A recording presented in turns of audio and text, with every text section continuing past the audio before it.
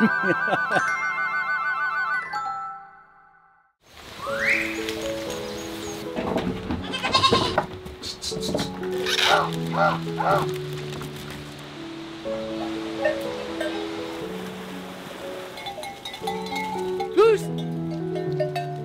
Düş, düş, düş, düş!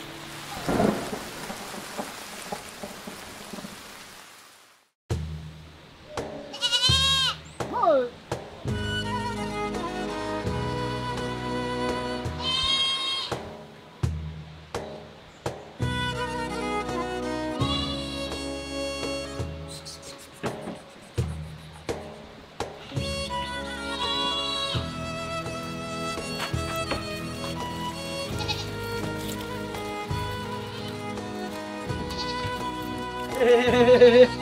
Geç, geç, geç, geç, geç, geç, geç. Fır, fır, fır, fır, fır.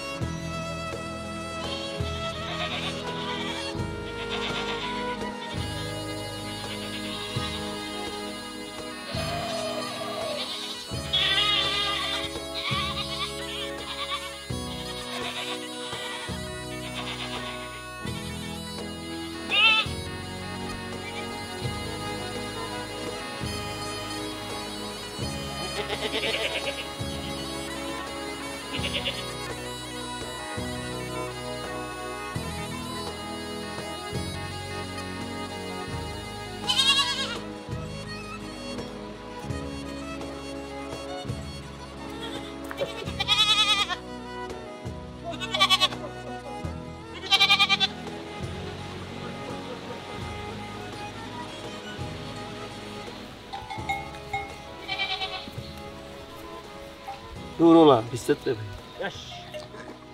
Yaş. Yaş. Yaş, yaş, yaş, yaş, yaş. Yaş, yaş, yaş, yaş, yaş, yaş. Dah, dah, dah, dah. Dah, dah. Şşş Emine. Dedem kızların ismini verdi hepsini. O kadar yani candan seviyor.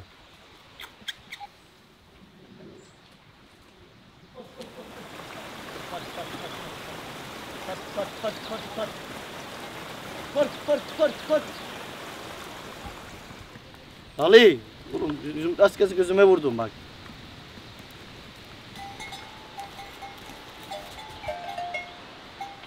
Olak ayırma tekniği.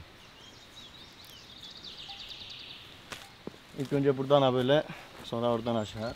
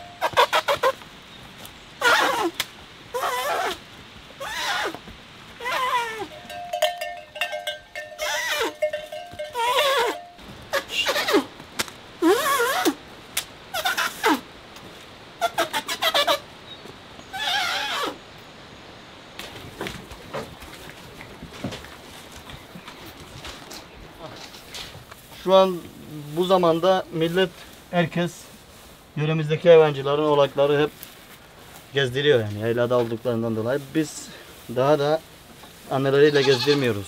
Hem keçi iyi olmuyor, hem oğlak büyümüyor.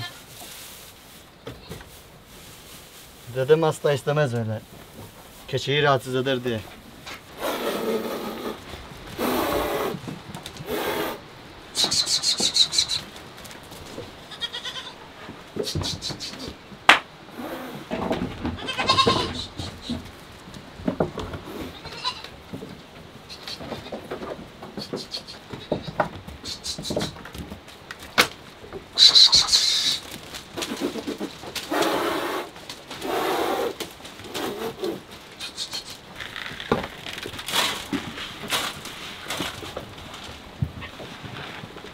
Durun, durun.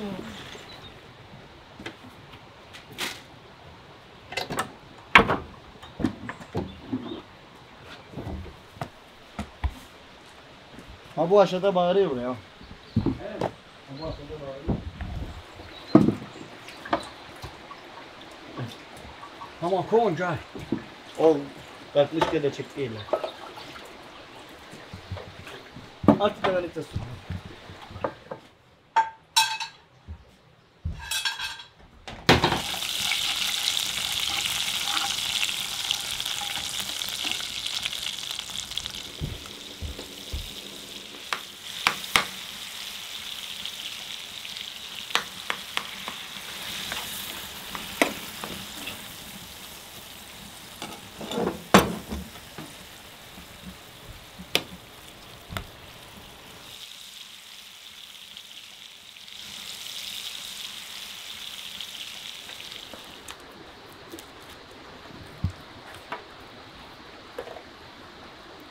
Kendimiz nasıl yiyorsak öyle doğruyorum.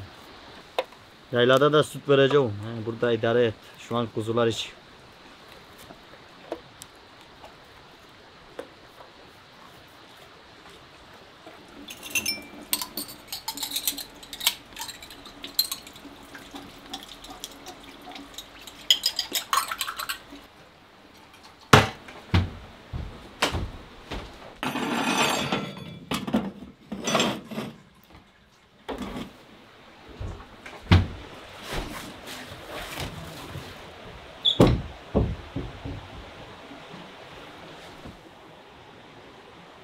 Hey!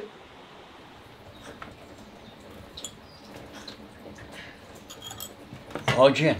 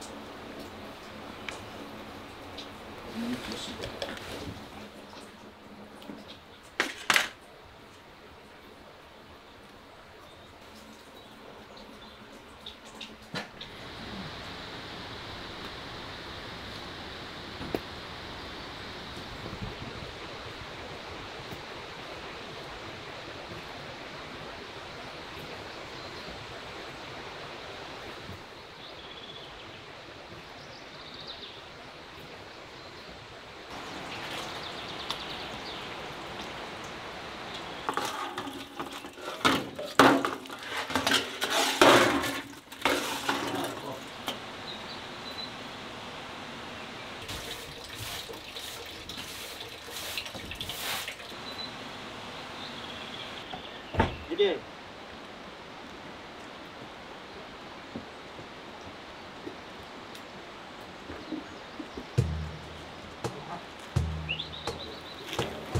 Tuzu saklayacağım.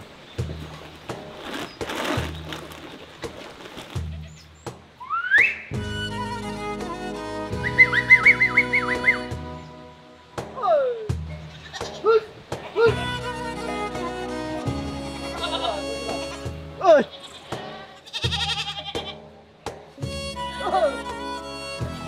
Evet.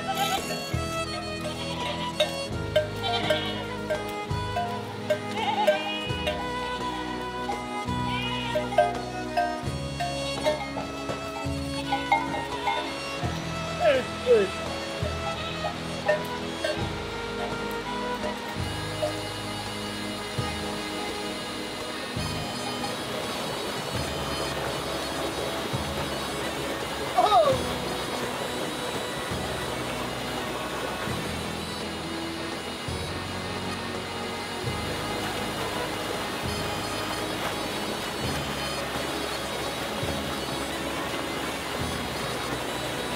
Şimdi keçilere sürpriz yapacağım. Hazır tuz.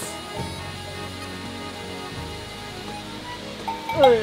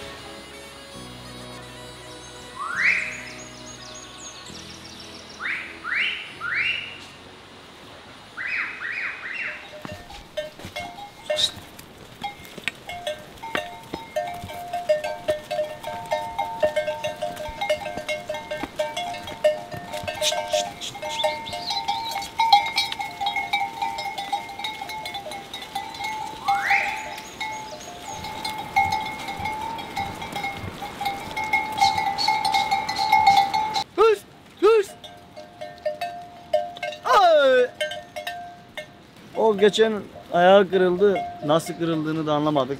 Sabah gördüğümde ayağı kırıktı. Kendi çabamızla işte ayağını sardık bakalım. Oluyor yani. Normalde çok iyileştirdik öyle hayvanları. Ayağı kırılanları. Yeri geliyor veteriner oluyoruz. Yeri geliyor doktor.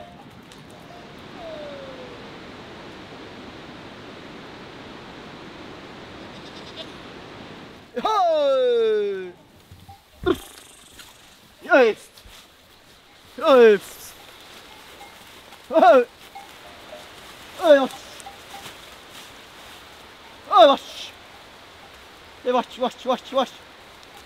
Evet. Uzak yayıma götürmüyoruz. Uzak yayıma giderse otlayamadan geri döner. Birden ot bulabileceği yere götüreceksin kuşluk zamanında. Her işin bir ince ayrıntılılığı var yani. Hey! Hey! Yaylada bir kaydım, diz kapağı kaydı. Ondan sonra 6 aydır evde oturuyorum. Babam Van'da askerlik yaparken 1944'te orada şehit olmuş. Ben de 2 yaşındaydım. Annem de vefat etti, babam da. Birbirinin oğlumu doymadılar. Bir ay içinde ikisi vefat etmişler yani. Amcam, babam anne, baba anne yani. Beni onlar büyütmüşler. 60-65 sene bu malcılık yaptım. Şimdi bir daha yani genç olsaydım gene aynı meslek yapardım. O kadar hevesliyim var yani. Hayatta da kimsenin işinde çalıştığım değilim yani. Evet. Hey! Ben normalde pasta ustasıyım yani. Dedemin hatırına buradayım şu anda. Dedemin hatırını kırmak istemiyorum. Geçen müşteri çıktı, satıyorduk. Dedemin morali bozuldu. 60 senelik emeği yani satılır mı diye düşündüm kendi başıma. Dedeme yardımcı olayım dedim. Geldim. Şu an başına geçtim. Ben de seviyorum yani. Çocukluktan beri bunlarla büyüdük, yetiştik. Yağmurun altında, karın altında her yerde beraberdik. Keleş. İsmi Keleş'tir bunun. Bunun ise Karabaş. Bu daha iyi yabancıdır. Bunun adı 14'lüdür yani. Bu ise daha ağır. Bu şeye girmez, dağa girmez. Büyük olduğundan dolayı kendini iyi şey yapamıyor yani, döndüremiyor vücudunu. Dedem büyük köpek görsün yani 2-3 keçi verir yani köpek için. Karabaş. Çok cesaretli. Geçen sene ayı dövdü. O böyle kafası bir ay şişkinlikten geçilmiyordu yani. Böyle şişmişti. Yine ayıdan yılmadı. Daha da şiddetlendi ayıya karşı. Normalde başka bir köpek ayı vursa orada yılar yani.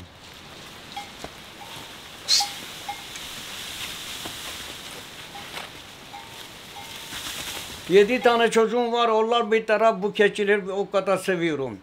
Zaten benim hanımım öyle diyor, sen keçileri fazla seviyorsun, senin oğulların de diyor. Hey! Hey! Eskiden diyelim ki bu mahallede 7 kişi de malcılık yapalım. Malcı yani küçük baş hayvan yaparlardı. Şimdi sadece bizim köyde 3 kişi var. 3500 nüfusu var bizim köyün.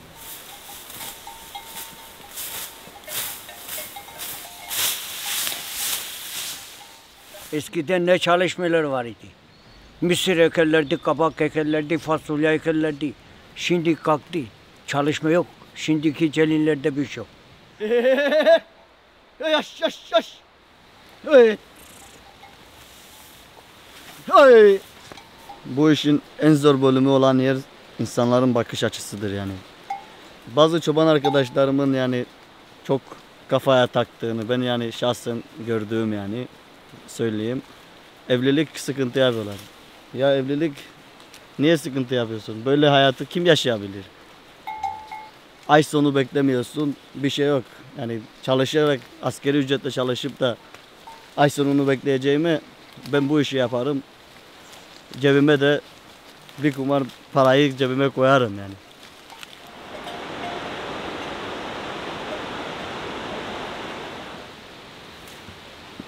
Şu an özgür bir hayat yaşadığımı belirtebilirim yani. Kendi kafama göre yaşıyorum. Burada olmamın sebebi dedem. Yani iyi ki de yaşıyor. Dedem yaşasın, her türlü yardımcı olacağım. 60 sene yani 60 sene bu işi yapıyor. 60 sene sonra bu hayvanları sağlığında satsak benim içimde kalır yani ömür boyu. İhanet gibi hissederim yani.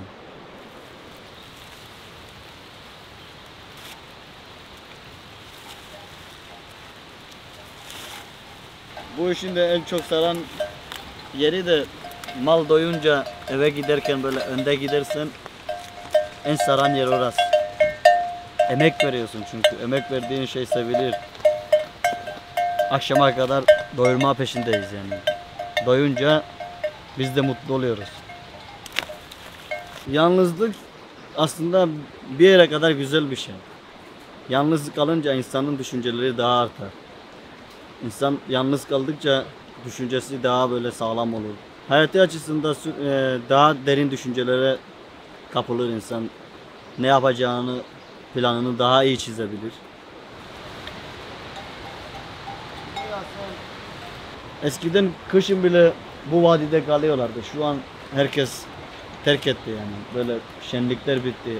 Her evde şenlik vardı. Eskilerin burada yaşayıp da şu an evlerin sönmesi benim zoruma gidiyor yani şahsen. Şimdi sen nerede doğduysan orada yaşayacaksın. Yöreni yaşayacaksın. Şu anki yani arkadaşları gözlemlediğim kadar hep şehire gitmek istiyor. Şehire giden de dönüyor yani.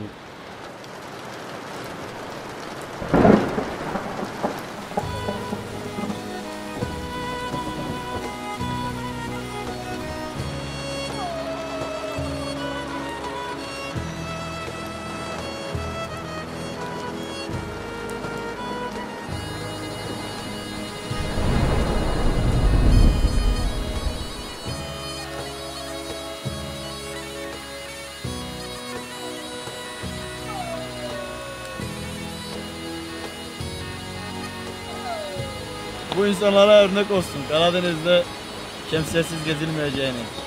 Kamu spotu. Ama tabii ki ben üşümüyorum yani. Ben böyle zevk alıyorum.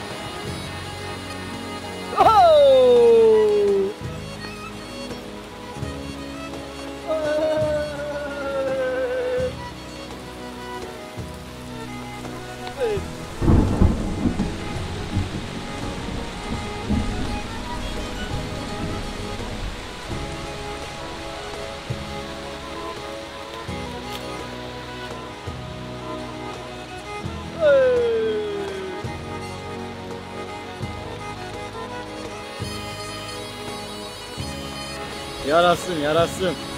Yakışıklığımızı da koruyalım ya.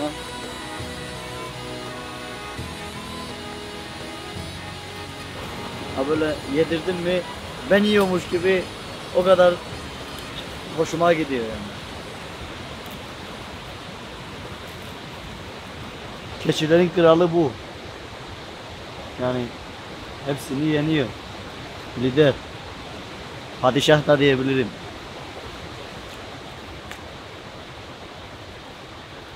İsmi de Dağlı. Boynuzları yüksek olduğundan dolayı Dağlı diyoruz.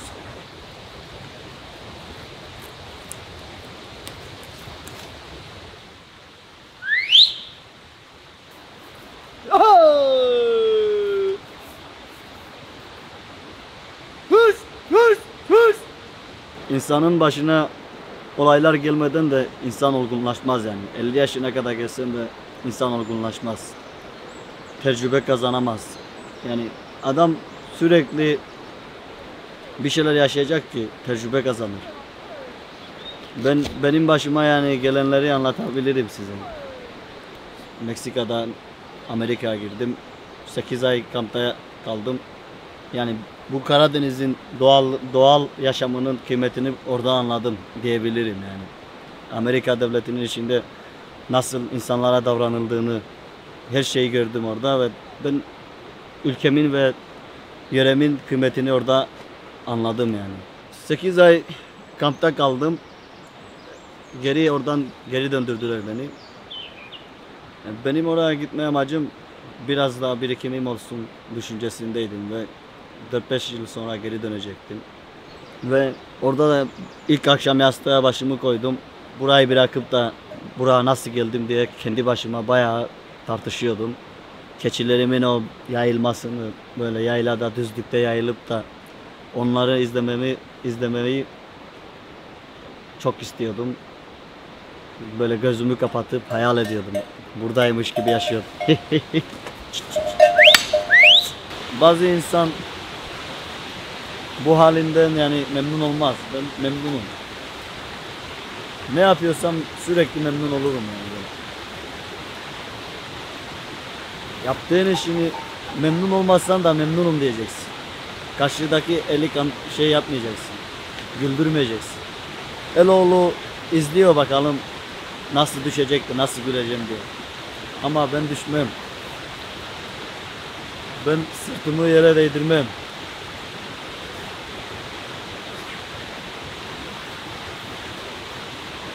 Her zaman dik durmayı bileceksiniz yani. İnsanoğlu dik durmayı bilecek. Hayatın kanunu bu. Dik durmayanı ezerler yani. Düşene bir tekme de atarlar. Kimse affetmez. Belki beni böyle çileli halimi görüyorlar ama ben şu an zırh alıyorum yani bu halimde.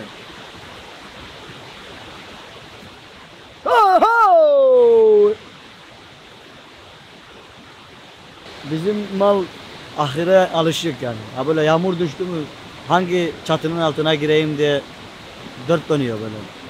Ha o çalının altına girdi şimdi saklanmaya çalışıyor. Benim dedem işte çocuklar gibi yetiştirdi. Çocuk nasıl yetişiyorsa bunu da öyle yetiştiriyorlar yani. Öyle büyütmüş. Kışın hayatta kara yatırmaz. Otlatır getirir ahırda, sıcak ahırda. Oo! Ama aşağıda dedim ki bu mal direkt ahire gidiyor dedim. Hepsi de ahire toplandılar.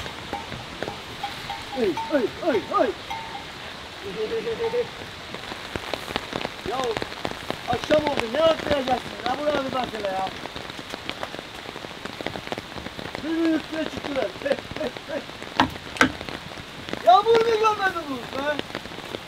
Milletin bari yaylada karda bunlar yağmur düşsün hemen ahire. Böyle bir şey olabilir mi ya? Heys! La ilahe illallah Muhammeden Resulullah. Ay düş. Düş.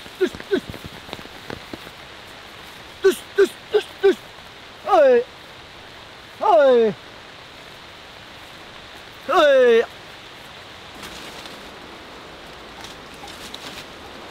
O keçinin yani boynuzu gitgide yaşlandığından dolayı aşağı doğru eğiliyor yani. Böyle yaşlandıkça boynuz birbirine geçiyor. 8 yaşında. Normalde hiçbir çoban 8 yaşında bir keçiyi saklamaz yani. Benim dedem seviyor keçi. Dedemden sonra ikinci benim yani bu malcılıkta diyebilirim. O malın doyumuna bir bakar mısınız? Karınlarını taşıyamıyorlar yani otlamakta.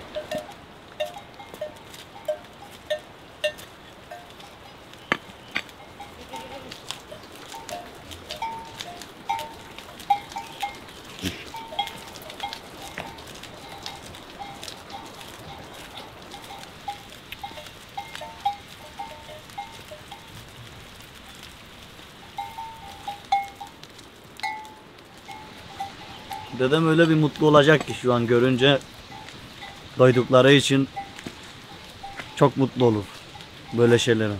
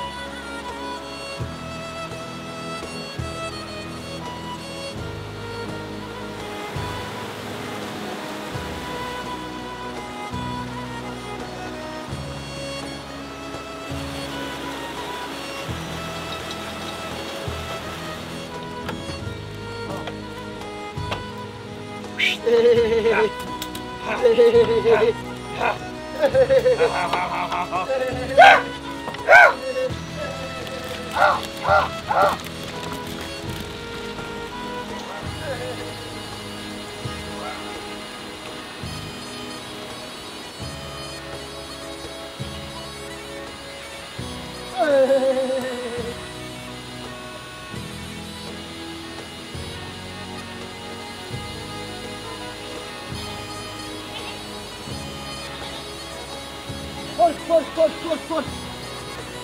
Koş koş koş koş.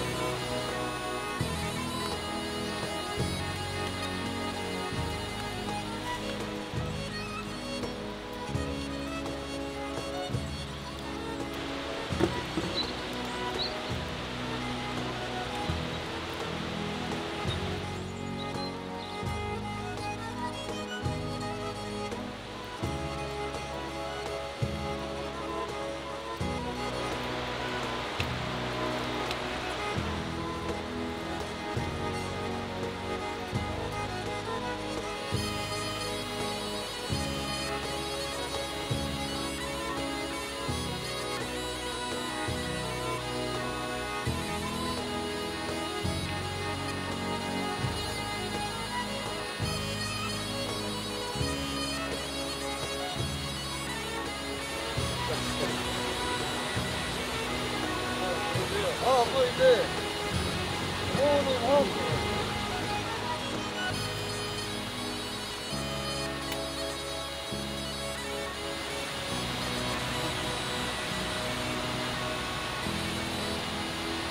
Karnları doymuş. Ama sen de çobanlık yaptın.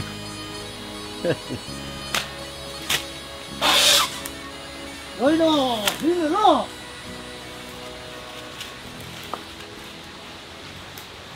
Ne oluyor geliyor?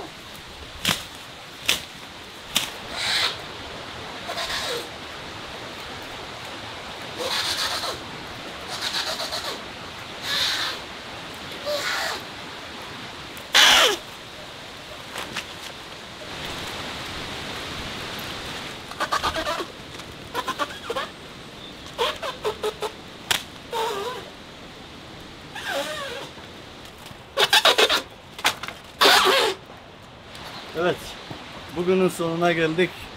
Bugün rahat uyuyabiliriz sadece sabaha kadar. Efendim?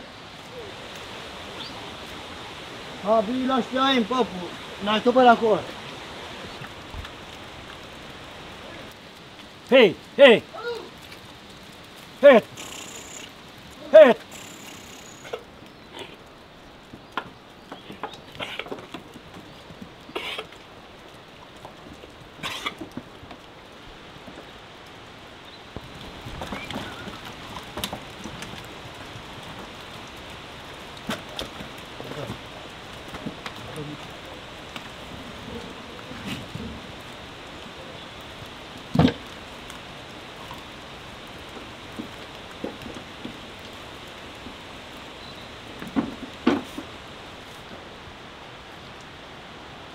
Yatak yerleri burası. Böyle biraz çamur tabii. Güneş yaptığımız kuruyor öyle. İleride de duruyoruz bazen. Bu ara çok yabani olduğundan dolayı orada bırakmıyoruz. Ayı, kurt her an gelebilir.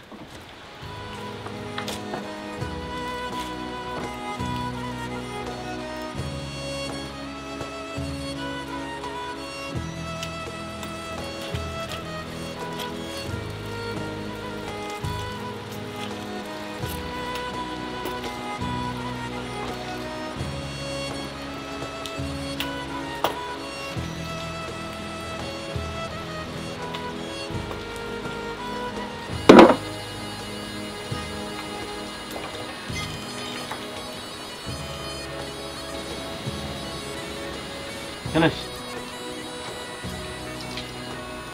Nasıl da içtiğini tanıyorsun ama.